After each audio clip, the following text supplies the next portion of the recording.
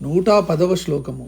సర్వోదన ప్రీత చిత్త యాకిన్యంబా స్వరూపిణి స్వాహ స్వధా అమతి మేధ శృతి స్మృతి అనుత్తమ. ఈ శ్లోకంలోని మొదటి నామము సర్వోదన ప్రీత చిత్త. ఇది 533వ నామం. ఇది 8 అక్షరాల నామం.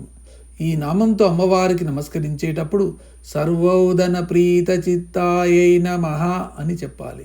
సర్వ అంటే అన్ని విధములైన, ఓదన అంటే ఆహారములను, ప్రీత చిత్త ఇష్టపడునది. సహస్రార కమలాధిష్టాన దేవత అయిన యశస్వినికి అన్ని రకాల ఆహారాలు ఇష్టమే. అన్నిటినీ మహాప్రీతికరంగా స్వీకరిస్తుంది. ఇది స్వచ్ఛమైన రుచికి సంబంధించిన స్థితి. జీవుని భౌతికాభివృద్ధికి తోడ్పడేది ఆహారం కాబట్టి అన్నం బ్రహ్మేతి వ్యజానాత్ అనే తైత్తిరీయంలో అన్నాన్ని పరబ్రహ్మ స్వరూపంగా భావించమని చెప్పబడింది. అంతేకాదు అన్నం నింద్యాత్, అన్నాన్ని నిందించవద్దు అని. అన్నం న పరిచిక్షిత, అన్నాన్ని పారవేయవద్దు, దొంగలించవద్దు అని. అన్నము బహుకూర్వీత, అన్నాన్ని సమృద్ధిగా పండించు, తయారు చెయ్యి అని కూడా చెప్పబడింది. పరబ్రహ్మ స్వరూపమైన అటువంటి ఆహారము శరీర పోషణకు ఉపకరించేది కాబట్టి అన్ని రకాల ఆహారాలు గ్రాహ్యములే. అయితే ఎన్నో రకాల స్థాయిలోని వారు ఎన్నో రకాల ఆహారాలను అమ్మవారికి నైవేద్యం భక్తితో పెడతారు. అమ్మవారు వాటినింటినీ స్వీకరిస్తుంది. భక్త కన్నప్ప పెట్టిన ఎంగిలి మాంసము శివుడు తిన్నాడు కదా, శబరి పెట్టిన ఎంగిలి పళ్ళను శ్రీరాముడు తిన్నాడు కదా, అలాగే ప్రపంచంలోని అన్ని జాతుల వారు, అన్ని మతాల వారు, అన్ని వర్ణాల వారు, అన్ని వర్గాల వారు అమ్మవారి బిడ్డలే కాబట్టి వారి వారి ఆహారాన్ని అమ్మవారు ప్రియంగానే స్వీకరిస్తుంది. మనకు నచ్చేవి, మనం తినేవి, మనం ఇష్టపడేవి అమ్మవారికి ఎలా నైవేద్యం పెడతామో అలాగే వివిధ జాతుల వారు కూడా వారి వారి పద్ధతులలో ఇష్టపడే ఆహారాన్ని నైవేద్యం పెడతారు అనే సామరస్య భావన రావాలి. ఇది ఆనందమైన కోశానికి సంబంధించిన స్థితి. ఇష్టాయిష్టాలు అనే నియమాలకు అతీతంగా ఉండే స్థితి కాబట్టి అమ్మవారు అన్నిటినీ ఇష్టంగానే స్వీకరిస్తుంది. అన్నప్రాశన జరిగిన తర్వాత పాలు అన్నము, నెయ్యి అన్నము, బెల్లం అన్నము, పెరుగు అన్నము, పప్పన్నము, హరిద్రాన్నం అయిన తర్వాత ఇక మనం తినే అన్ని రకాల పదార్థాలు కూడా పెట్టడం ప్రారంభించవచ్చు అనే సూచన ఈ నామంలో ఉంది. అన్ని రకముల ఆహారమును ప్రీతితో స్వీకరించున్నది అని ఈ నామానికి అర్థము. తర్వాతి నామము యాకిన్యంబా స్వరూపిణి. ఇది 534వ నామము. ఇది 8 అక్షరాల ఈ నామంతో అమ్మవారికి నమస్కరించేటప్పుడు యాకిన్యంబా స్వరూపిణ్యై నమః అని చెప్పాలి. యాకిని అంటే యాకిని అను పేరు గల దేవత యొక్క స్వరూపిణి, రూపములో ఉండునది. సహస్రార కమలాధిష్టాన దేవత పేరు యాకిని. ఈ దేవతను ఉద్దేశించి చేసే బీజ కీలక న్యాస మంత్రాదులన్నీయు యకార సంబంధంగా ఉంటాయని యాకిని పేరులోని మొదటి అక్షరము యా సూచిస్తుంది. సహస్రదళ పద్మస్థ అనే నామం దగ్గర నుండి ప్రస్తుత నామం దాకా చెప్పిన వివరాలు ఈ దేవతా ధ్యాన శ్లోకంతో గుర్తుపెట్టుకోవచ్చు. ముండవ్యోమస్త పద్మే దశశతదళకే కర్ణికా చంద్ర సంస్థాం రేతో నిష్టాం సమస్తాయుధ కలితకరాం సర్వతో వక్త్ర పద్మాం ఆదిక్షాంతార్ణ శక్తి ప్రకట పరివృతాం సర్వవర్ణాం భవానీం సర్వాన్నాసక్త చిత్తాం పరశివర రసికాం యాకినీం భావమాయమ. యాకిని దేవతా స్వరూపంలో ఉండునది అని ఈ నామానికి అర్థము. తర్వాతి నామము స్వాహ. ఇది 535వ నామము. ఇది 2 అక్షరాల నామము. ఈ నామంతో అమ్మవారికి నమస్కరించేటప్పుడు స్వాహాయై నమః అని చెప్పాలి. సు ప్లస్ ఆహ అంటే స్వాహ, చక్కగా ఆహ్వానించుట లేదా స్వాగతము పలుకుట. దేవతలకు సమర్పించే హవిస్సును హోమగుండంలో వేసేటప్పుడు ఏ దేవతను ఉద్దేశించి సమర్పిస్తున్నామో ఆ దేవత కొరకు అన్నీ చెప్పుచు అటుపైన స్వాహ అని కూడా అనాలి. ఉదాహరణకి ఇంద్రునికి సమర్పించేటప్పుడు ఇంద్రాయ స్వాహ, ఇంద్రాయైదం నమః. ఈ సమర్పించు ద్రవ్యము ఇంద్రుని కొరకు, అందులకు ఇంద్రుని ఆహ్వానించుచున్నాను. ఇది ఇంద్రునికే చెల్లును గాని నాది కాదు అని ఈ 2 వాక్యముల మంత్రమునకు అర్థము. అంటే స్వాహ అనేది దేవతాహ విర్ధాన వాచకమన్నమాట. అగ్నిస్వరూపుడైన ఈశ్వరునికి దోహదపడే పరమేశ్వరి అంశరూపమే స్వాహ. స్వాహాంతు దక్షిణే పార్షి అంటే అగ్నికి ఈమె కుడివైపు ఉండేది. ఈ స్వాహాదేవి పూర్తిగా తేజస్వరూపిణి. ఈ స్వాహాదేవికి మొత్తం 16 నామాలు ఉన్నాయి. 1 స్వాహ, 2 వహ్ని ప్రియ, 3 వహ్ని జాయ, 4 సంతోషకారిణి, 5 క్రియ, 6 శక్తి, 7 కాలరాత్రి, 8 పరిపాకకరి, 9 ధ్రువ, 10 గతి, 11 దాహిక, 12 దహనక్షమ, 13 సంసార సార రూప, 14 దేవపోషణకారిణి, 15 మోద సంసారతారిణి, 16 దేవజీవన రూప. ఈ 16 నామాలతో కూడిన స్వాహాదేవిని స్తుతిస్తే వివాహ సిద్ధి, సంతాన సిద్ధిలతో పాటు సర్వకామ్య సిద్ధి కూడా చేకూరుతుంది. ఈ స్వాహా విశుద్ధి చక్రదేవత అయిన వజ్రేశ్వరి యొక్క మంత్ర విశేషము. మనలో 3 రకాల అగ్నులుంటాయి. అవి ఆహవనీయము, గార్హపత్యము, 3 దక్షిణాగ్ని. వీటిని త్రేతాగ్నులు అంటారు. బ్రహ్మ తేజస్సును పెంపొందింప చేసుకునే స్థితిలోని శుక్ర సంబంధమైన తేజస్సును ఆహవనీయము అంటారు. సత్సంతాన ప్రాప్తికై ఉపయోగించే స్థితిలోని శుక్ర సంబంధమైన తేజస్సును గార్హపత్యము అంటారు. కేవలము కామ పరితృప్తికి, మోహ పరితృప్తికి, ఇంద్రియ భోగ లాలసత్వానికి ఉపయోగపడే స్థితిలోని శుక్ర తేజస్సును దక్షిణాగ్ని అంటారు.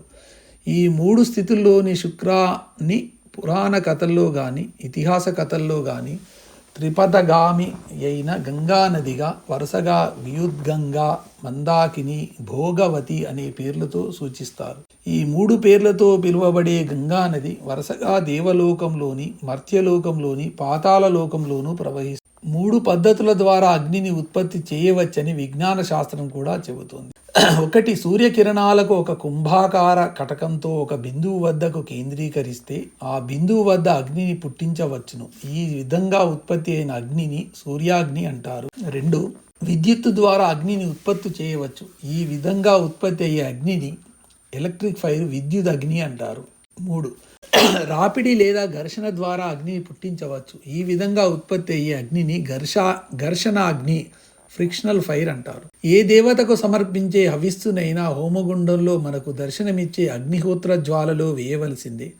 ఏ దేవతకు సంబంధించిన హవిస్సును ఆ దేవతకు అగ్నిహోత్రుడే అందిస్తాడు. అంటే అగ్ని ఆధ్యాత్మిక వ్యవహారాలకు సంబంధించిన తపాలా బంత్రోతు, స్పిరిచువల్ పోస్ట్ మ్యాన్ అన్నమాట. సృష్టిలో ఏమీ లేనట్లుగా కనబడే ఆకాశం నుండి అన్నీ ఉన్నట్లుగా కనబడే భూమి వైపుకు జరుగుతుంది. అంటే అదృశ్య లోకాల నుండి దృశ్యలోకాల వైపుగా జరుగుతుంది. ఈ 2 లోకాలకు మధ్యలో గేటు కాపలాదారుగా ఉండే వాడే అగ్ని అని అర్థం. 2 లోకాల మధ్య జరిగే బట్వాడా కార్యక్రమాన్ని నిర్వర్తించడానికై అగ్ని దోహదపడే సహధర్మచారిని పేరే స్వాహ అని అవగాహన చేసుకో. ఈ కారణం వల్లనే సు అంటే మంచి లేదా సరి అయిన, ఆహా అంటే దారి లేదా మార్గము అనే అర్థంలో స్వాహా పదం ఏర్పడింది. ఈ స్వాహాదేవిని విశుద్ధి చక్రాధిష్టాన దేవత అయిన వజ్రేశ్వరి యొక్క మంత్ర విశేషంగాను, ప్రథమ మాస గర్భస్థ పిండ విశేషంగాను సమన్వయపరుచుకోవాలి. ఈ శ్లోకంలోని తర్వాతి నామము స్వధా. ఇది 536వ నామము. ఇది 2 అక్షరాల నామము. ఈ నామంతో అమ్మవారికి నమస్కరించేటప్పుడు స్వధాయై నమః అని చెప్పాలి. స్వధ అంటే స్వ ప్లస్ ధా, అంటే శరీర ధారణ ప్రక్రియకు సంబంధించిన స్వాగత వచనము. జీవుల సృజనాత్మక శక్తులకు సంబంధించిన వారు దేవతలైతే ఆ జీవుల దేహ ధారణ ప్రక్రియకు దోహదపడు వారిని పితృదేవతలు అంటారు. ఈ పితృదేవలకు విడిచే తర్పణలకు ముందు స్వధా అని చెప్పి తర్పణం వదలాలి. అంటే ఇది పితృదేవతా దానవాచకము.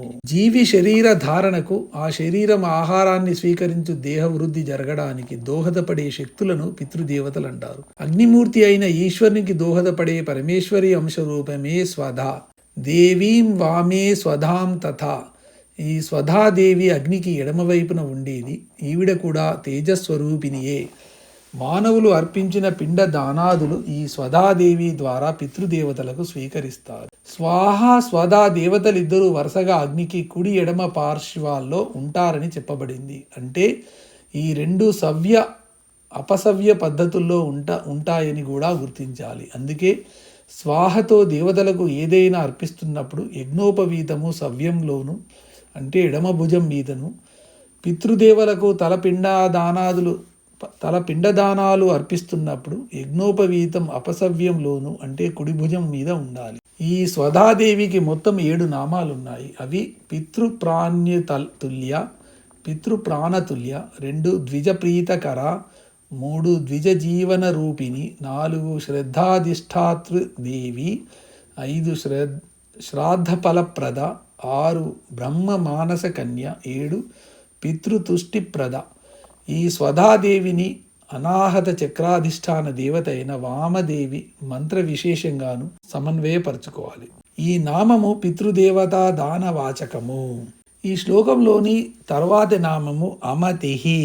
ఇది 3 అక్షరాల నామము. ఇది 537వ నామము. ఈ నామంతో అమ్మవారికి నమస్కరించేటప్పుడు అమత్యైన మహా అని చెప్పాలి. అమతిహి అంటే మతి లేదా బుద్ధి వికసించడానికి ముందు ఉన్న స్థితిని సూచించు ప్రజ్ఞాశక్తి అమతి అంటారు. అంతేగాని బుద్ధి లేనిది అని అర్థము కాదు. అంటే ఇది శబ్దానికి ముందు ఉండే నిశ్శబ్దం లాంటిది. అనగా నిశ్శబ్దంలోంచి శబ్దం ఎలా పుడుతుందో అమతి స్థితిలో నుంచి మతి అలా పుడుతుందని అర్థం చేసుకోవాలి. భావానికి ముందు ఉండే స్థితి కాబట్టి దీనిని వాక్కులతో నిర్వచించలేము.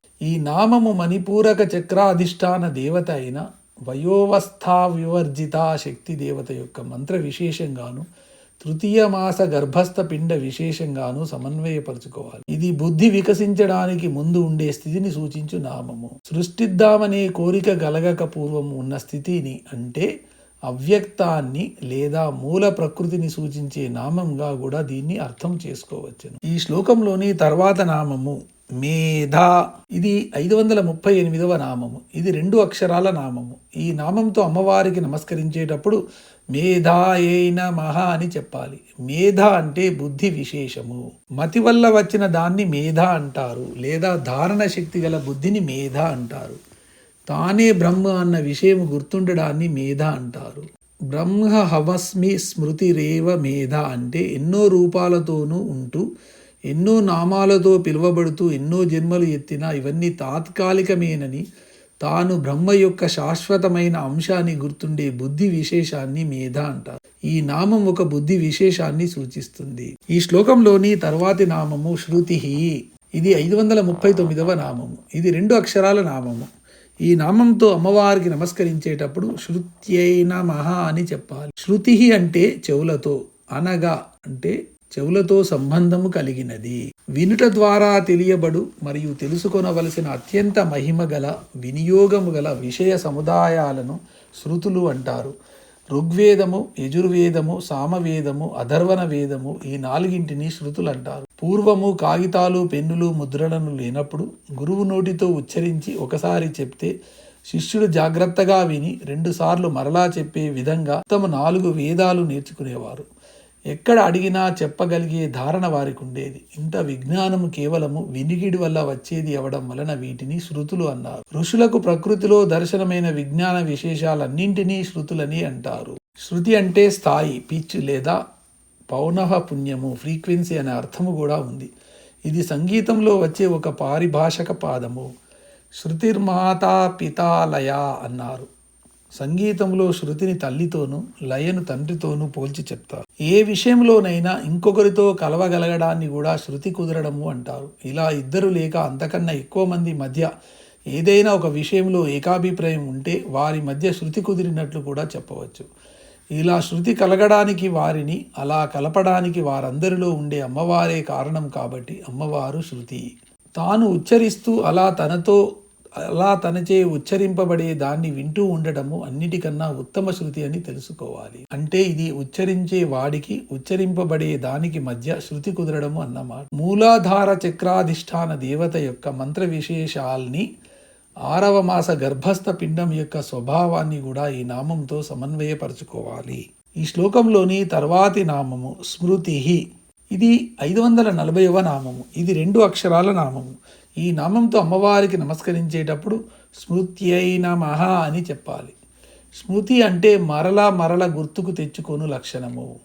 దర్శనము జరిగే కొత్త విషయాలు శృతులు, రివలేషన్స్ అయితే ఆ శృతులలోని విషయాలే మళ్ళీ గుర్తుకు తెచ్చుకునే తదనుగుణంగా వివరింపబడే విషయాలను స్మృతులు, రీకలెక్షన్స్ అంటారు. వేదాలే శృతులు. మనువు, పరాశరుడు, గౌతముడు, యాజ్ఞవల్క్యుడు మొదలైన వారు ఆ వేదాలను అనుసరించి ఒక్కరొక్కరు కొన్ని కొన్ని విషయాలను వివరించి వ్రాశారు. వాటన్నింటినీ స్మృతులు అంటారు. ఇవన్నీ మానవ జాతికి బాగా అర్థమయ్యే రీతిలో ఎంతో ఉపయోగకరంగా ఉంటాయి.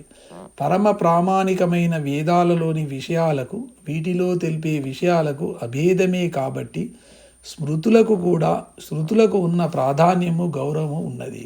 శృతులను ప్రాధాన్యంగా తీసుకునే వారిని శ్రోత్రియులని, స్మృతులను ప్రాధాన్యంగా తీసుకునే వారిని స్మార్తులు అని అంటారు.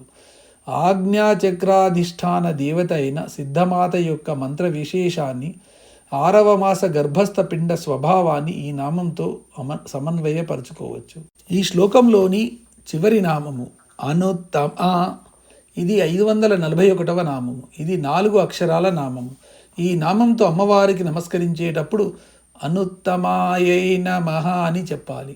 అనుత్తమ అంటే తనను మించి ఉత్తమమైన దేవతలెవరూ లేనిది. అమ్మవారే ఉత్తమోత్తమ దేవత అని, నత్స్యమస్యాభ్యధి కస్య దృశ్యత అని శృతులు, నత్వత్య మోహభ్యధిక కుతోన్యః అని స్మృతులు ఘోషిస్తాయి. సహస్రార చక్రాధిష్టాన అయిన యశస్విని దేవతా మంత్ర విశేషాన్ని, 7వ మాస గర్భస్థ పిండ స్వభావాన్ని ఈ నామంతో సమన్వయపరచుకోవచ్చును. వజ్రేశ్వరి నామం నుండి ఈ అనుత్తమ నామం వరకు సప్త చక్ర సంబంధమైన గర్భస్థ పిండ సంబంధమైన విషయాలు, వాటికి సంబంధించిన అధిష్టాన పరిహార దేవతలు, వారి ఆయుధాలు, వర్గాలు, వదనాలు, వారికి నైవేద్యంగా పెట్టవలసిన నివేదన ద్రవ్యాలు అన్నీ విపులంగా స్పష్టంగా విపులీకరించబడ్డాయి. అంటే ఇది క్షేత్రపరమైన జ్ఞానం, క్షేత్రజ్ఞపరమైన జ్ఞానం ఇంతకు పూర్వం నామాల్లో చెప్పబడింది. ఇక ముందు రాబోయే పుణ్యకీర్తి నామం నుండి మహా సామ్రాజ్యశాలిని నామం దాకా ఉండే నామాలలో కాత్యాయిని విద్య లేదా విమర్శ రూపిణీ విద్య వివరింపబడుతుంది. తనను మించిన ఉత్తమ దేవత ఇంకొకరు లేనిది అని ఈ నామానికి అర్థము.